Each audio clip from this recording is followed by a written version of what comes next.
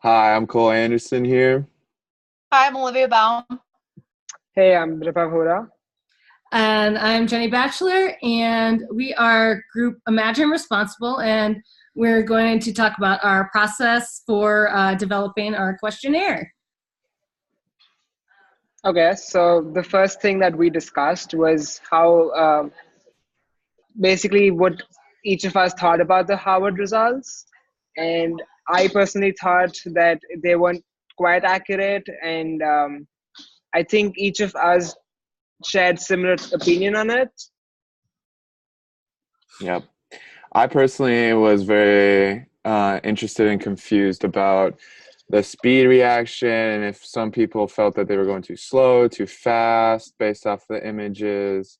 To me, it also, you could kind of read a pattern and then you could kind of skew your results one way or the other when I took it. Eventually, I could figure out kind of what the pattern of what they were going to send next to me was.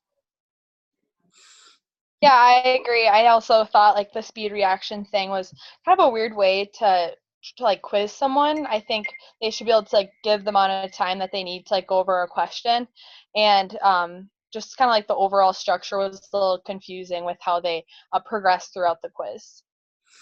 Yeah, and same. And I'm a little skeptical of tests like that because I think you can just go in with, you know, ill content or not ill content. Can go in with a bias, but knowing how the test works and take it a certain way and skew the results so it makes it look like you're unbiased. So that was sort of my feeling on the Harvard implicit bias test. Yeah, and then after we all went over the Harvard Business test, like what we thought about it, we decided kind of like what kind of test we wanted to do. We all kind of went back and forth. We thought about maybe doing like race and gender, and we ended up doing gender. So We briefly wanted to try and do some sort of age bias, but we couldn't really think of anything, any kind of online platform or questionnaires that we could accomplish within our time frame to do this. So we went back to what we've been talking about in class, and specifically, focusing on gender. But yeah, we had a little bit of a tiebreaker. We were indecisive about it. So like most things, we decided it with a coin flip. Yes. So I actually know about Google having a coin flip option, and there are like websites that you can just click and it automatically does a heads or tails. So we did once, and then we decided to go best of three. So we did three times, and then we decided to go with gender, and then we moved on to gender in tech because I think Olivia should say that. yeah, I was like, my task when we started dividing out the work was to come up with questions. Me and Jenny worked on that together, and I was also like starting to think of different questions. I thought just having gender was too broad, and I was kind of like reflecting more on like the class and what we could kind of focus on. I really wanted to focus on gender and technology, and specifically looking at like technology jobs, different gender biases within careers within technology, and also just like people's perceptions of like who are the experts of technology. So I thought that was kind of interesting with the class and everything too. Yes, and then as I was looking at the questions, I sort of wanted to use some of the work that we had done with within coding and using that to kind of make the questions more or less actually gender specific, to maybe more include people that don't necessarily identify along the gender binary as well. So to kind of use some of the lessons that we learned in some of our reading along the way in our course as well. And since I am a computer science major, I decided to do the database stuff since I'm also taking a database management systems class this semester. And that was quite straightforward because I just learned off what we had done for the shared survey, and that was really helpful to see what they've already done. And I basically used that to build upon and make our own database.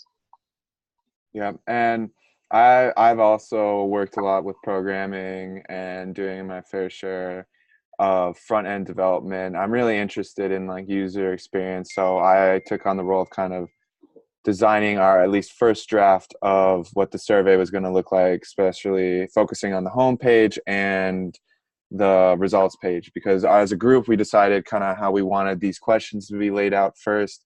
So I made a draft of that with just one question, and then went and looked at other surveys along with checking other teammates' progresses to see what was working well, what I liked, what I didn't like, what I wanted. What we also talked about trying to be professional, but at the same time try and keep this in a kind of a design environment where people felt welcomed and like encouraged to kind of take this test and informed. So once we all did our assigned tasks, we met, I believe it was either a week or a little under a week. No, was it 4 days? It was 3-4 days. Yeah, 3-4 days. We had another discussion where we all met. We went over the questions. We brought up the websites, our code. We uploaded it all so that everyone could see it, and we reviewed and critiqued each other's work. I'm trying to remember exactly what were some of our design aspects that we went over and changed again. We talked about having like question 1 of 10, or having kind of like a status update, so as people were taking the quiz they would know how far along they were and how much time they could expect the rest of the quiz would take them. We also added some questions as well to make it a little bit more in depth. Mm-hmm. And then we also spoke about the algorithm in how we want positive to represent bias and negative to represent unbiased. And we also changed the ordering of the points so that sometimes the negative one could be on top. So just to mix it up a little bit. Yeah, so that the user kind of didn't kind of get lulled into picking the same choices over and over again. I know we all focused, and I really liked one of our changes is that our questions we made a nice flow into. That was a big improvement I saw with our test versus the Harvard one. So some of our questions didn't exactly pertain or had values that the user knew of that affected the results. It was just a way to get them used to our test that I personally liked a lot. But the back end work was really, really nice. I was glad I didn't have to work on that. Do you want to talk more about that? Yeah, so I guess the challenging part was basically comparing the results of everyone. And the assignment said to use group with, but what I did was I made something called a hash table, and then I took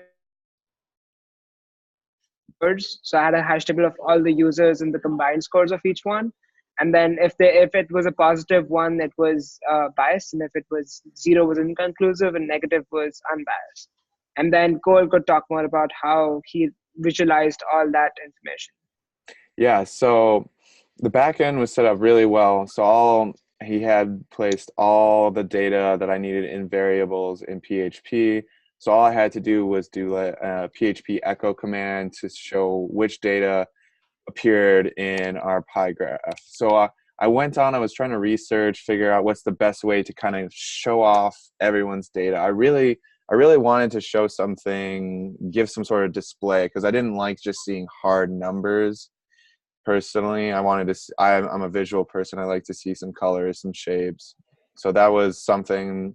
I couldn't really find anything to hard code myself. I went on and actually had to find something on Canvas, like JS, using some JavaScript as well, and some other code that I found, and just tweaked it a little bit for our purposes, for what we wanted it to be.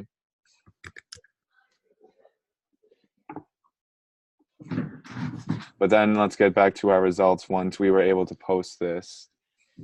That was interesting to see.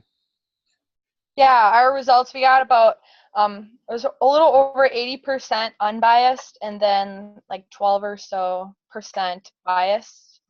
So not much variety, I guess, which was kind of interesting to see. But I think we kind of discussed this, that because after like taking this class, hopefully everyone kind of learned something and kind of understood like what kind of things to think about, and that everyone, you know, should have an equal chance of technology in like a career in technology. I don't know if Jenny has stuff to add to with that. Yeah. Just I was hoping that people would be, after, you know, especially watching some of the videos we learned about like what it's like in Silicon Valley and like how we can sort of make things better, and that you know, and a lot of the stuff that we learned about what, you know, what the culture is like there. I was sort of hoping that people would, you know, take this test and maybe think, or second, I mean, I know that's a bias, but you know, implicit bias is not, you know, you're not supposed to think too quick, you're just supposed to do. But I was sort of hoping that the results would show that, you know, people have, you know, are less biased against either gender or, you know, no gender, being in technology. But just like any test, a lot of our results could be skewed.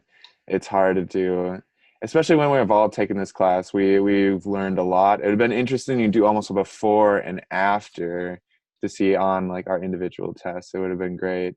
If we would have had more time, we would have been able to, I know I would have wanted to include some more questions, make the transitions a little bit better, mess with the design some more to make it a little bit easier to use, so that you could also use like the keyboard, also just making it more accessible to everyone else, because I know I didn't design it for anyone who had disabilities or had trouble using the standard computers.